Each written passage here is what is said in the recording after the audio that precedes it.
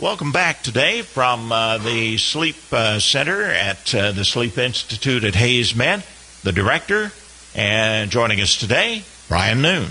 Good morning. Great to be back with you on this fourth Saturday of the month, as usual. As usual, indeed. Yes. And also welcome lab technician, Jeremy Martinson. Welcome back, Jeremy. Good morning. Thanks for coming in, both of you, today on what's going to turn out to be a nice weekend, looks like. Maybe the 40s today and the 50s tomorrow, and then back to reality again for the latter part of January and February. Wednesday night and Thursday night, I think we're going to be in the single digits overnight. Yes. Got to admit, though, it certainly is a lot easier to stay snuggled up under the covers when the temperature's 20.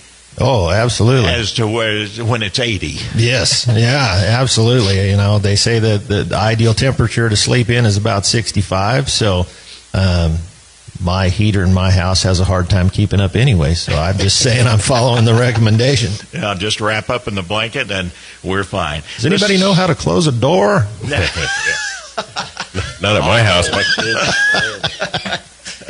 Oh, my goodness. Deja vu all over again. Goodness gracious. Feels like home, or what used to be home at one time. So things haven't changed a whole lot with the family situation then, huh? No, they're still all kicking. We've The surprising thing is that he's still alive, right? Well, yeah, I still made it. So, yeah, they're all the same. It's just Dad's still dragging himself to work and doing the radio show. About keeping the door closed. I went into Charlie's room last week when it was really cold, and he had his window open. Oh, I'm like, yeah. what are you doing? And he wasn't even in the room. He went out somewhere else. Well, you got to have some way for that heat to escape. You know? That's right. I mean, come on. Goodness. Come on, money bags. Yeah. Oh, my goodness. That's something. All right. The Sleep Institute at HaysMed. Bryan Noone, what's it all about? Well, we are a fully accredited sleep disorder center from the American Academy of Sleep Medicine. We've been at HaysMed since 1989. And so that means we're coming up on another anniversary. Are we? Yeah. It just means we're getting old. 30 years, yeah. 30, wow. Yeah, so... Can you just say we've been open for like 2 years with lots of years of experience? Yeah, that works there too. You go. Yeah. We haven't been there the whole time. But so that's what we do.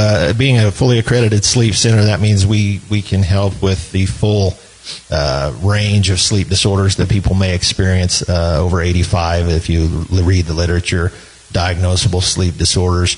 And when we say sleep center, we don't necessarily mean that you just come into the lab and get a sleep study. A sleep center is a collaborative effort between ourselves in the sleep center, as well in the sleep lab, as well as the physician clinic and those mid-level providers that work with patients in the clinic setting to help them deal with some of their sleep disorders. So, being that and that we all collaborate so well with one another, that gives us the opportunity to not only refer folks to a physician should they need it, but we are also available to just chat with them about any issues that they may be having, offer them literature, education on some different subjects, and hopefully get them on the road to sleeping better and improving their overall health and well-being.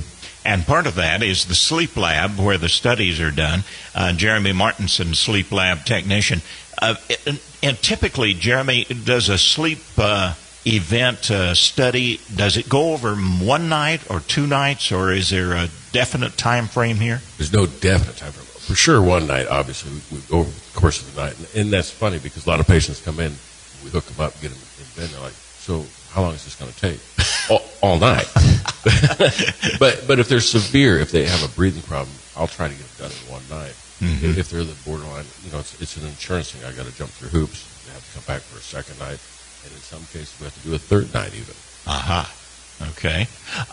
The sleep lab is only a part of what happens, though. You have literature. You have a chance to visit with people. Right. I think to be a good sleep center, I think testing is obviously a very important part of it. I mean, that's one of the things that we have to do to get people treated for certain sleep disorders, such as sleep apnea, narcolepsy, those types of things. But I think education is probably our number one priority in addressing the community's around us, because we know that as a Western culture in the United States, we're chronically sleep deprived. So educating folks on the importance of sleep, educating them on what good quality sleep is, and educating them in regards to some of the things they can do to improve their sleep.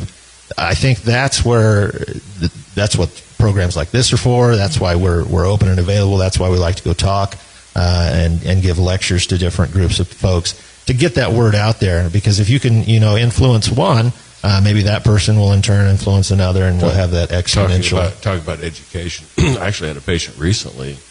I was explaining to them about turning the TV off. They wanted to leave the TV on, and how it was disruptive to their sleep. And they were like, "How come I've never heard of that before?" It's like, so that's why we keep beating the drum. Tuned into Health Information, please, Saturday mornings. So you can never not talk about that stuff, because absolutely not everybody hears it. They won't be able to pick up on it the first time through, even. Right. But those kinds of things, I think, are very important for education purposes, because on the sleep deprivation, let's start with that first of all. For people to get an idea of how sleep deprived they may be, what are some averages, beginning with the youngsters through seniors? Well, as far as what the American Academy of Sleep Medicine and the National Sleep Foundation recommend, they've come out recently within the past year of saying, with all the research and the literature that we've reviewed, 7 hours is kind of the starting point. That's your minimum. Regardless of age. Well, yeah. Well, younger folks, toddlers and those, they need more, obviously. Up at the high school age, probably need closer to 9.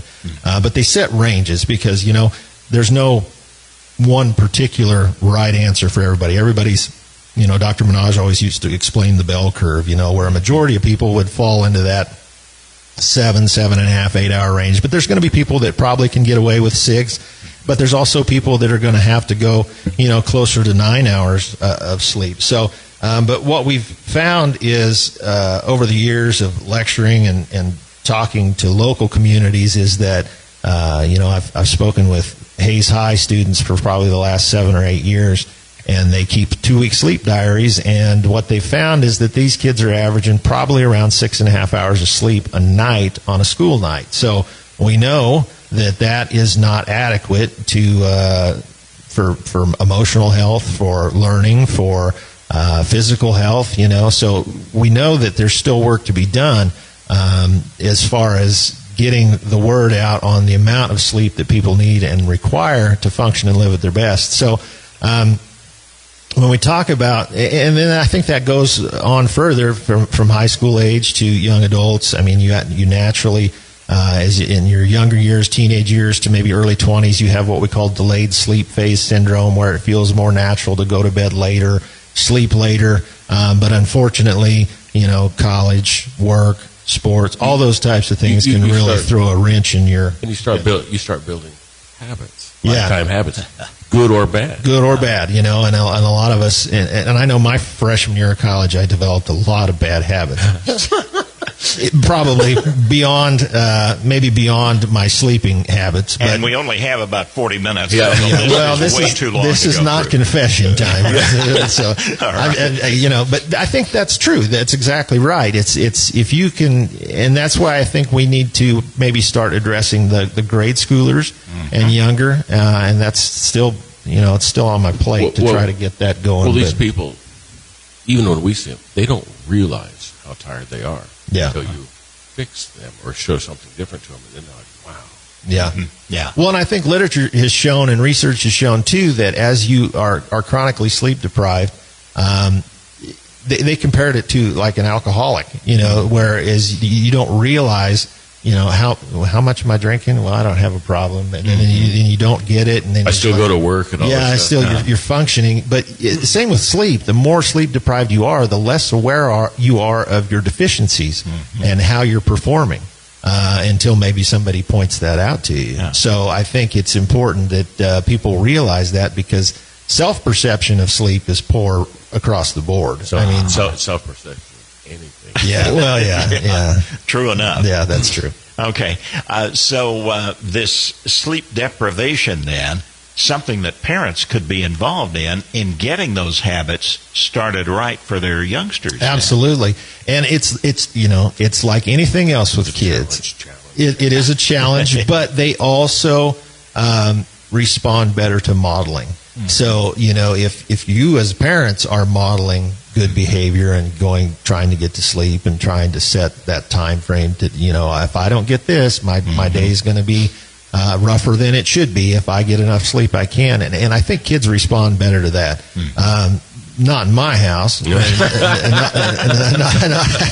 not in Jeremy's house, I don't think. But, I think that is important. I think if you can start modeling that at a young age, like my 16-year-old daughter, she was obviously way too easy because I remember when she was in like first, second grade, it's 8:30. She was, I'm going to bed. There's always one that's there's always one, and then it's the other two are like, and then the rest of them I'm not going to bring bed. Reality back to the forefront again. Of course, the extreme on that, like little Charlie, he's up at 6 o'clock in the morning trying to get us up.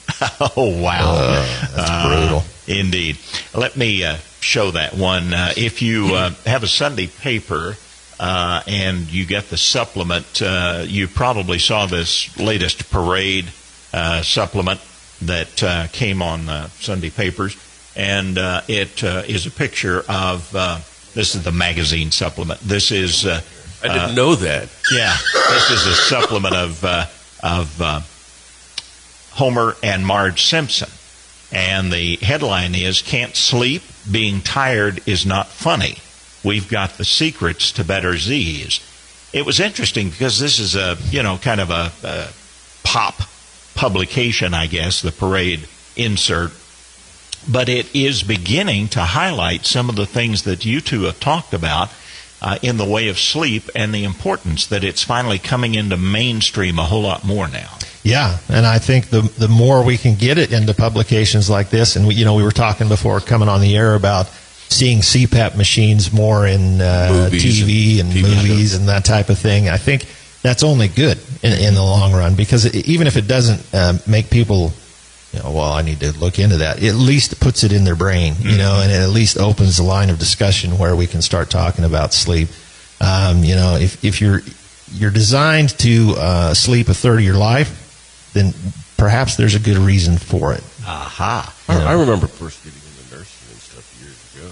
Honestly, if someone was sleeping and they're sawing logs, snoring, peeling paint off the wall, you're like, they're sleeping pretty good. I'm not going to. Yeah.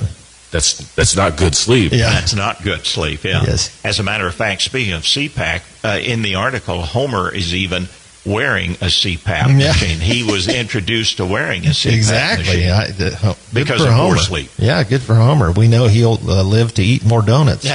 Probably.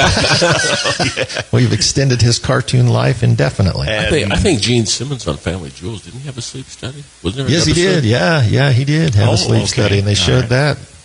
Yeah, so there's a lot of it's coming out. It's coming out more. So it's important. If you have seen the article or read it, as I told Bryan, there's nothing in the article that I went through that Jeremy and Bryan have not talked about in the past. But there's some things that are worth highlighting, perhaps, in that. What did you glean from that particular area that you want to re-emphasize, maybe, Bryan, Jeremy? I think we talked about this little subtext talking about getting back to baseline, people not really knowing how much sleep they require. We go through our week and we, I got to stay up late and get this done, and then I got to set the alarm for this because I got to do this before work. And so, you go through the week zombified because you're chronically sleep deprived during that week, and then you hit the weekend and you sleep 9 or 10 hours and you're like, I feel pretty good. I think the misconception is that you can just do that and get away with that and catch up, but you can't ever really catch up. But they point out, and we've said this too, and I've said this especially with kids being like on Christmas break or something. Don't set the alarms and see, just kind of try to figure out what their sleep requirement is. Go to sleep, wake up without an alarm, and you do that for 3 or 4 days, you're going to find out, hey, this is my sleep requirement, and then kind of adjust your schedule accordingly. And that goes, and that's going to involve some self-sacrifice probably, and some re-engineering of your schedule for the day to try to get that total amount of sleep that you need. But overall, the way you react to others, your emotional health, the way you learn, the way you retain things, your memory, all those things will improve as you get better sleep. There was a study recently published about the snooze alarm. People using the snooze alarm, they set they're supposed to get up at 6:30. They set the alarm at like 5:45. They keep hitting snooze, right. hitting snooze. They were showing how that was so disruptive and confusing the brain, and you're actually more tired than if you just sleep till 6:30 and get up. Yeah. Yeah. Wow, that's interesting. So the snooze alarm actually works against good night sleep. Yes. Okay, interesting. The whole article deals with setting the baseline for Christmas vacation for kids, maybe.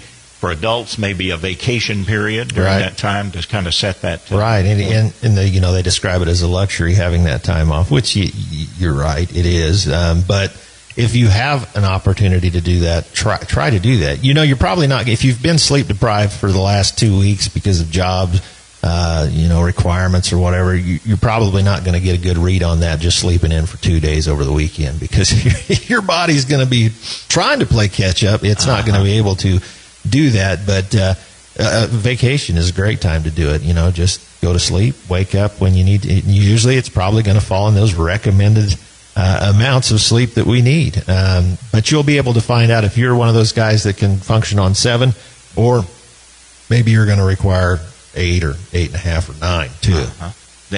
It'll vary from individuals. Absolutely, yeah. Different family members, different requirements. Yep, exactly right. And Jeremy, whenever we're talking about sleep requirements, you can really set a kind of a baseline, but you really have to have the proper sleep environment, don't you? Right, yeah. Your sleep environment has to be right. And, of course, if you have sleep issues, it isn't going to, if you have sleep apnea, you're not going to get good sleep. You're not going to feel rested.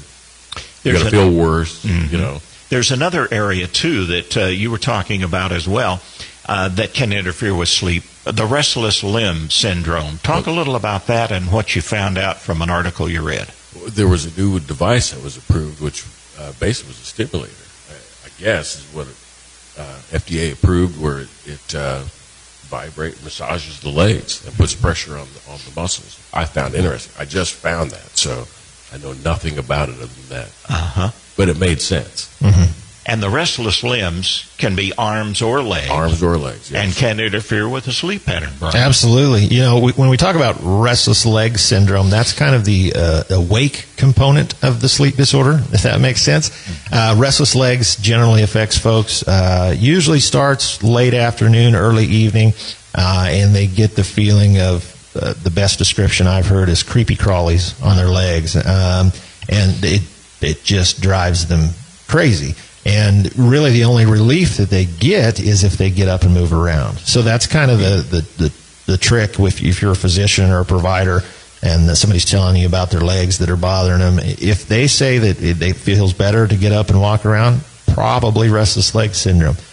People who have restless legs then obviously have an issue getting to sleep, because if you can imagine trying to lay in bed and have the feeling of bugs crawling up and down your legs, it makes it difficult to get to sleep. But then what that can transition into is what we call periodic limb movement disorder.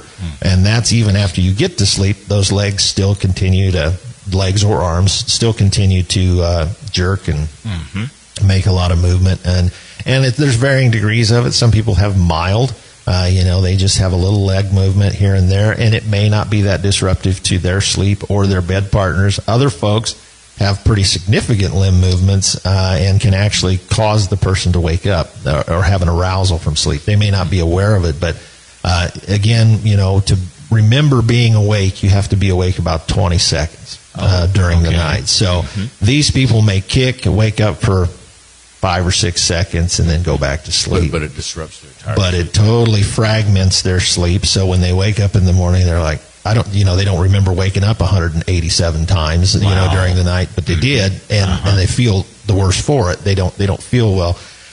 So that non-restorative sleep, or that was a conservative number. It's more like 70 times hours. Right. Yeah. Is that right? Yeah. It can be. It can be that frequent. Yeah. And we've had people.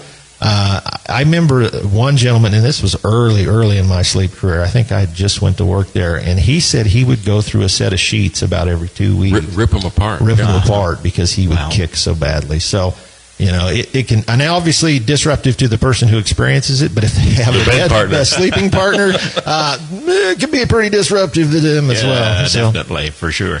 There's another more complicated issue, perhaps, Jeremy, that you and Bryan can address, and that's medications, because I hear stories of people who are taking medications for one thing or another, some type of a situation, either post-surgery or, whatever the case may be, that can cause interruptions to sleep. All kinds of medications do that. Narcotics is a big one. You need pain medication if you had surgery and stuff like that. But that suppresses the ability to breathe. It lowers the CNS on that. So people who might not have a problem with sleep apnea now have a problem with it because they're not moving enough air. But all these medications affect everybody's sleep. I still think the sleeping aids like Ambien and stuff are terrible. People who are on diuretics, they're taking them at the wrong time. They're taking them right before they go to bed. So they're getting up constantly during the night. I'm trying to think of some of the other ones. Antidepressants are interesting because they actually suppress all your dream sleep until usually the last dream cycle. Okay. Yeah, medications. I always hearken back to nursing school. We had to do these dreaded things called medication cards, right? So any time you would have to give one of your patients, one of your clients, a medication, you had to build up this med card for that medications you're given, and you always dreaded the patient that was on polypharmacy, meaning they were on like 48 different meds because you had to make 48 index cards. And what it would be is like, okay, this is the name of the drug, this is the indication, this is what they use it for, this is the usual dosage, and these are the most common side effects. And it is amazing to me. You could not even look up the drug in a med book, and insomnia would probably be one of them, or drowsiness. So every drug you give somebody has the potential side effect of either making them not be able to sleep or making them too tired. So that was always eye-opening to me. So, and especially that's when it's important to see a sleep physician in particular if they are on several medications, because a lot of those medications can interrupt the quality, what we call the architecture of your sleep, how you progress through the stages of sleep during the night, or like Jeremy said, with some antidepressant medications, it suppresses dream sleep. So, and some of those same antidepressant medications can actually bring on what we call REM behavior disorder, or dream enacting behavior, where normally you wouldn't be acting out your dreams, but they're on this medication, and sometimes that shuts down the brain's ability to calm all the muscles within the body. Usually we're paralyzed when we dream, because it's a bad news if you're dreaming you're jumping out of a plane and you jump up on the side of your bed and try to launch yourself into your dresser. That's not healthy. So my theory on that is the dream sleep has just been suppressed so much that it finds a way to break out. Yeah, exactly. So there's medications are tough, because sometimes it's as simple as having your provider change a few of your medications around, maybe change the timing of it, dosage, those types of things that can make a world of difference. And one of the most common things we look at for folks who come in tired too is check their thyroid level, because hypothyroidism can really cause a lot of issues with feeling fatigued and sleepy too. So it's really good to get a good baseline history and physical along with all the medications that you're on, so you can the doc gets a full picture of everything that's going on. Some of them are pretty basic. The guy comes in with his spouse, and she says, well, he snores terribly, holds his breath for 20-30 seconds at a time. Okay, that's pretty simple. We know you've got sleep apnea. Let's get you into the sleep lab and get you fixed. But some of those things are more subtle, and the last couple of weeks I've been seeing not necessarily drug related, but and it could be, but the alpha intrusion, I've been seeing a lot of that here lately. Just the mind, they're sleeping, but the mind's not completely shut down. It's what we call mommy syndrome. They can hear a pin drop and wake up.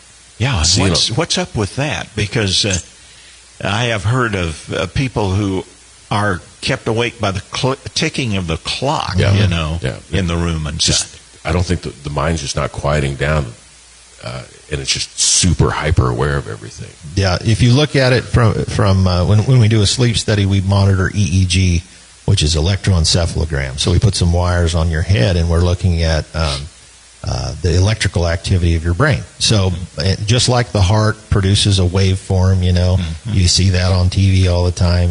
That's the electrical discharge of the heart. The brain does the same thing, only with the brain, we recognize different patterns with that as, okay, are you awake?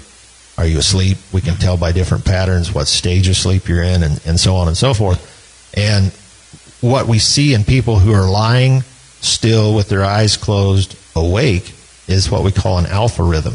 And this alpha rhythm means that you're awake. You're relaxed with your eyes closed. And sometimes what happens is people go to sleep, and that alpha rhythm will superimpose itself over the other stages of sleep, which makes the other stages of sleep lighter. Like we have what we call alpha delta sleep. So delta sleep is deep, deep sleep. That's usually where, it's really hard to wake up and you feel, kind of hungover if you try to wake up out of that stage of sleep.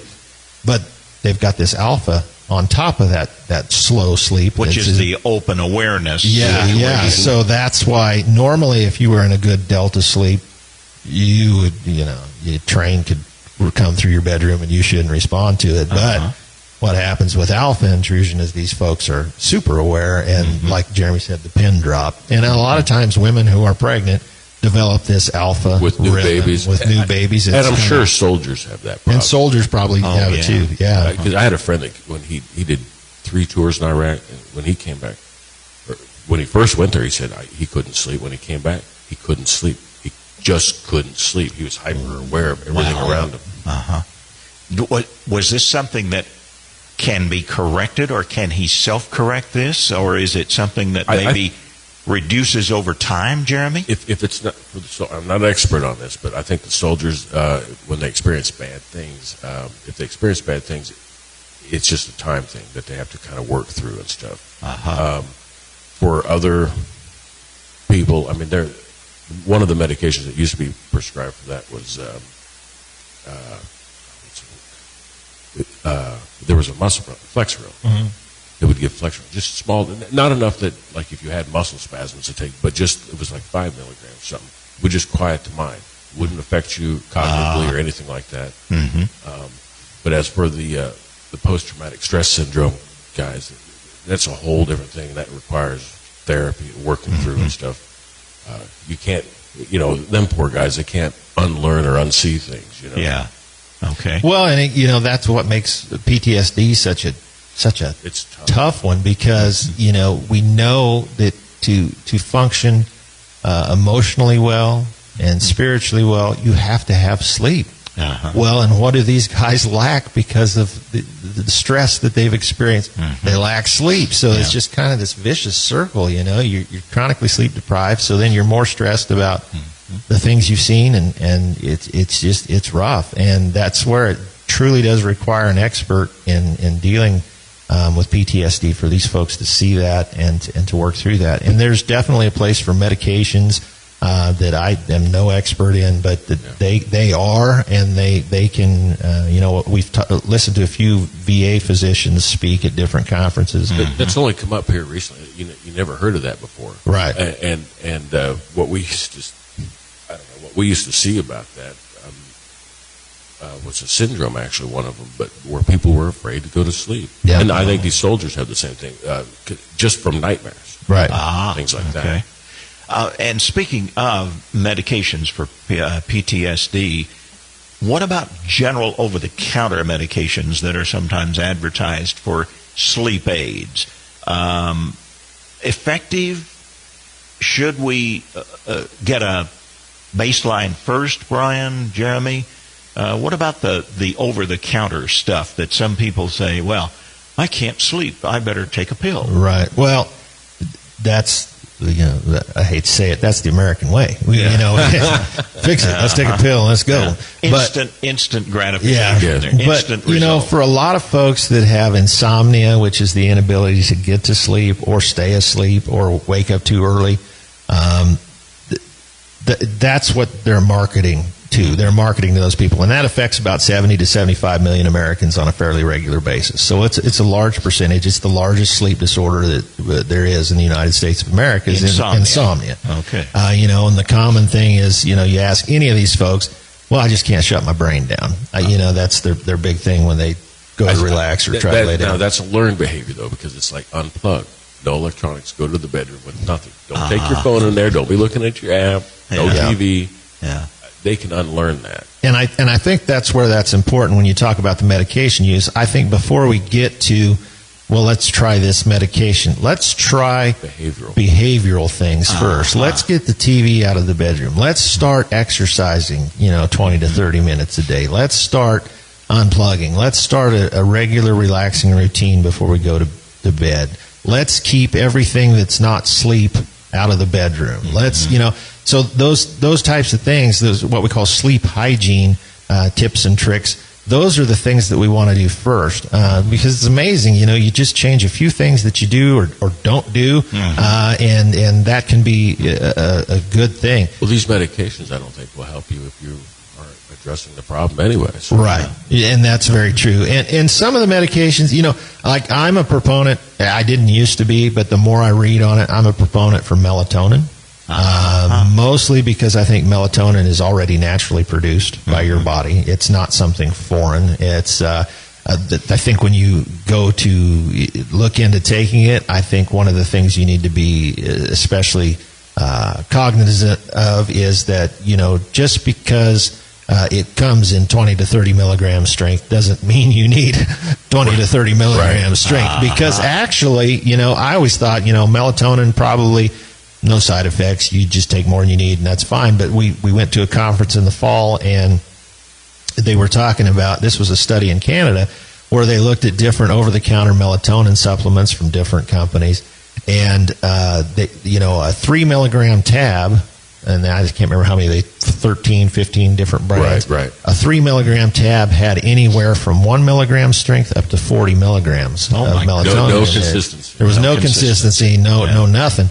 And actually, higher doses of melatonin can actually cause some issues with depression and can cause some unwanted side effects.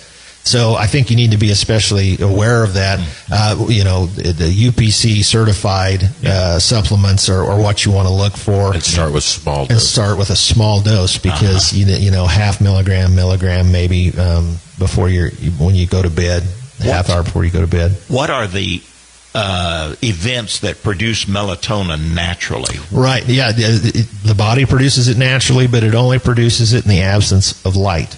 So your body produces melatonin in a dark environment. So that's where we get back to the electronics in the bedroom. Actually being on your tablet or your computer or watching television, that blue wave light can actually suppress melatonin production. So if the last thing you're doing is looking at the computer and checking your email before you go to bed, you're going to have a tough time going to sleep. You're right. Yep. And that's not everybody. I mean, again, kind of the bell curve thing. But if you're already susceptible to being, making it's difficult to get to sleep, then that's where you really need the email thing is too full. That kind of stuff, it's twofold. It's not just the light. It's not just electronic, but it's like you might have got some bad news, and now you can't. Now your mind won't shut down. You're around an issue. You don't go through the email. You don't open your bills. Don't open the bills, especially when your wife went shopping. No kidding. Yeah, don't get on your online banking app. That could spell ugly. Yeah, no kidding. All right, fair enough. Let's open the phone lines if you have a question. 625-1114 is the number. You'll be talking with Bryan Noone at the Sleep Institute at HaysMed and Sleep Lab technician Jeremy Martinson. Caller, go ahead. You're on the air with us. Caller, go ahead. Probably need to turn your radio or your television down a bit so that our electronic systems don't interfere. Caller, you have a question?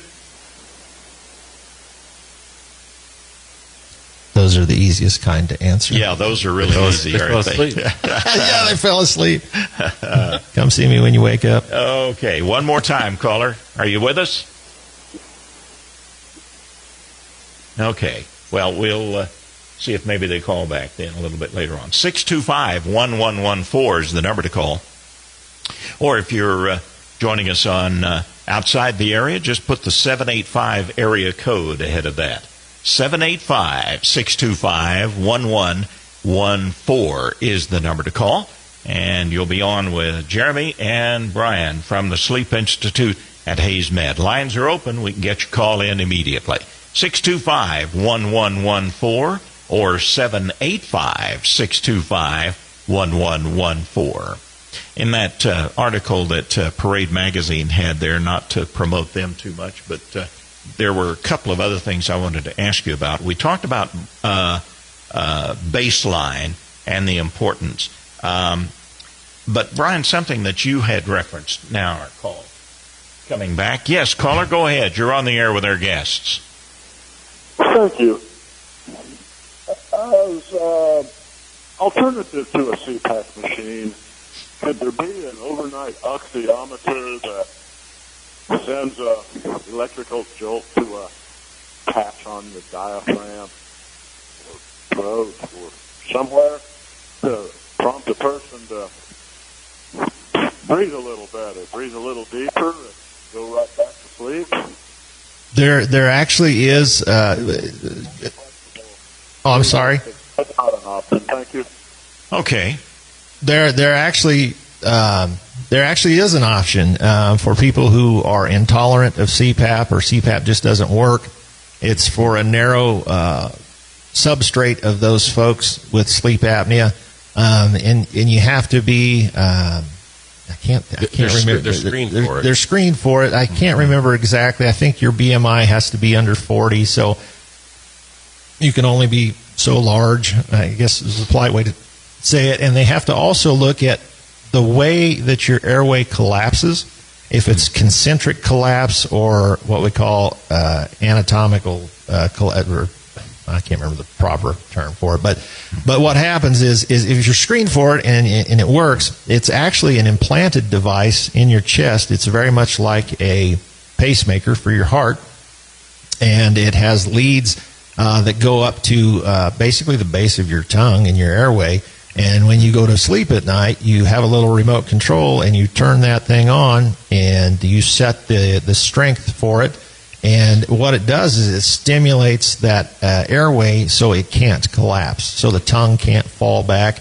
And it's called the Inspire device. I know that the University of Kansas Hospital at KU does them. I think they've done probably upwards, I don't know now, but probably in the hundreds of them that they've done. And they've had a really big success rate. Again, though, it's because they screen. Right. Only a select few people use them. And it truly is for those folks who are just unable to wear CPAP or have tried other things and it just doesn't work. But it does a great job. It keeps the airway open. Cost would be the issue, I think cost. And when it initially was devised and came out, I don't think insurance was probably a real fan of it. I think it was upwards of $30,000 to $40,000 for it. Oh, my goodness. And it's like anything, it's been around for a while now, so the price has become more available for most consumers, and I think insurance companies are starting to lean that direction. There's another point, too. Speaking of the CPAP masks, there are so many more options than 20 years ago when we started talking about it's preference-based now. Yeah, it's really exactly what Jeremy said. It's preference-based. There are so many out there and so many available. I tell people there's as many styles and types of masks as there are makes and models of vehicles. And how much you want to spend. There used to be a company in Germany that would actually digitally scan your face and custom make one. Yeah. Aha. So but they're lighter material now. They're more comfortable. They last longer. More features. Yeah. And not only the mask itself, but the machines themselves. They have expiratory support or expiratory relief, I guess is the better way to say it. So when you exhale, it's more comfortable. They're smarter machines. Who makes that new CPAP machine that's that big? Oh, yeah. And that's the other thing. They make them that are basically the size of the palm of your hand now. So and that's not even crazy expensive. No. Not really. I mean, years ago when the Good Night series came out, it was like $4,000 or something. You can get a pocket CPAP for $600-800 probably now. So there's another item from this article I wanted you to address, and that's how we suddenly, or over time, I guess, accept that we are getting less sleep and kind of working that into our routine. The article says, if skipping sleep causes so much damage, why do we think we can shake it off? People who regularly skimp on sleep are like chronic alcoholics. This state of impairment has become their baseline, so it's hard for them to recognize anything is wrong. My personal experience on that was when I first got into sleep, not knowing anything about it and learning. And I started looking at my patients and going, man, I got this stuff. And I was accepting the fact that I was getting older. I woke up hurting. I was physically hurting. I'd have GERD. I had problems with indigestion and stuff. In fact, I just started taking Prilosec a week before I used CPAP for the first time. Wow. I stopped drinking coffee because it was upsetting my stomach, spicy foods, all that stuff. After I started CPAP, now I eat the hottest things I get my hands on. I drink coffee like nothing. I don't hurt when I wake up. So, but I was accepting it as just getting old. I'm just getting older.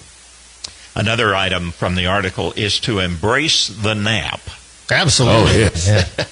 Yes, and we a lot talk. of us are big fans of naps. But I never do. You get jumped on or get a baseball bat to the head when you're just dozing off. But naps are great, especially if you're not getting the amount of sleep required at night. So you have to use them correctly to get the full benefit. If you're going to get a nap, you want to do it late morning, early afternoon. As far as timing, you want to either sleep only, say 20, 20, 25 minutes, because you don't want to get into that deeper stages of sleep. It makes it more difficult to wake up, makes it more, we call it sleep inertia, the ability to wake up. You'll be more groggy. Yeah, it's harder. Or if you're going to sleep long, make sure you sleep at least, 90 to 120 minutes, because you'll get through a full cycle of sleep. You'll get it through that dream sleep and everything. Most people can't afford to take a 2-hour nap, but boy, that'd be awesome. Another dream work schedule, right? Another item that Jeremy had some first-person experience with one of the patients, sleep monitors, helping or hurting. Address those, because with the watches and the monitors and the phones and everything. I think people obsess about it to the point that they actually ruin their own, the whole point of what that's supposed to help you with. You know what I mean? They just upset. I'm not getting it. It's like, leave that alone. Forget about it. It's kind of like Dr. Doughty said at one time about the alarm clock or the clock by the bedside type thing, isn't it? Right, yeah. Clock watching. Yeah. Clock watching, it causes anxiety. You wake up, you look at your clock, it's 2 a.m., and you're like, oh, man, if I can sleep 4 more hours, I'll be good. And then you look over and it's 3, and you're like, oh, man, if I can sleep 3. And so it builds anxiety, and that anxiety in turn makes it more difficult to go to sleep and stay asleep. And it's the same way with the wearables. The technology is great, and some of it is really good. I mean, I think I think it gives you a pretty accurate picture. But I think when you come to the point where you're basing how you try to sleep and what you're doing based solely on that piece of, it's just a piece of equipment. Waking up just to check, did I get it? Exactly. You're defeating the whole purpose. As a healthcare professional, as a nurse, as a therapist, as a respiratory therapist, any of those things, you are taught to watch your patient, don't watch the monitor. And a lot of times we get in the habit of, this is, his heart rate looks okay. Well, yeah, but does he actually have a pulse? Right. Watch the patient. They're going to give you more information than that monitor. It's a tool. It's a tool to help you take care of that. I always thought it was funny. Remember nursing, it's like people would have scheduled medications. Obviously, it's like, I got to go wake this patient up to give them their sleeping pill. No, stop. What are you doing? They're sleeping. Yeah, don't do that. Wake a person up and give them an Ambien. But yeah, I think it's the same line. It's a tool. It's okay. And, especially if you had a really rotten night's sleep, maybe you can garner some good information from that. But the idea is, don't rely on that to think that that's going to give you a good night's sleep. It's not. It's just going to help you identify maybe some issues to help you work on to get better sleep. We've talked about a lot of information, but if you'd like more information, the Sleep Institute at HaysMed, and it doesn't automatically mean that you need a sleep study for investigating a potential sleep apnea, but you can certainly get information. And where are you located? We are located in the main hospital building of HaysMed, and we are up on the 3rd floor. Room 337 is our office. If you come in and park at the hospital in parking lot C, enter through entrance C, just come straight down the hallway, hit the elevators, come up to 3rd. We've got signage everywhere, and you'll probably find me, either asleep at my desk or underneath my desk in the fetal position. We're professional. Yes, Yeah, it's okay. right. Absolutely. It's part we of we take our job seriously. It's a job requirement. It's in the job description. Absolutely. Great time and great information. Let's repeat this again at the end of February, all right? We'll do it. Meantime, thanks for our guest today, Jeremy Martinson, sleep lab technician, and the director of the Sleep Institute at HaysMed, Bryan Noone. From the Sleep Institute at HaysMed, health information, please. Thanks for joining us today on KVGB. Eagle Community Television,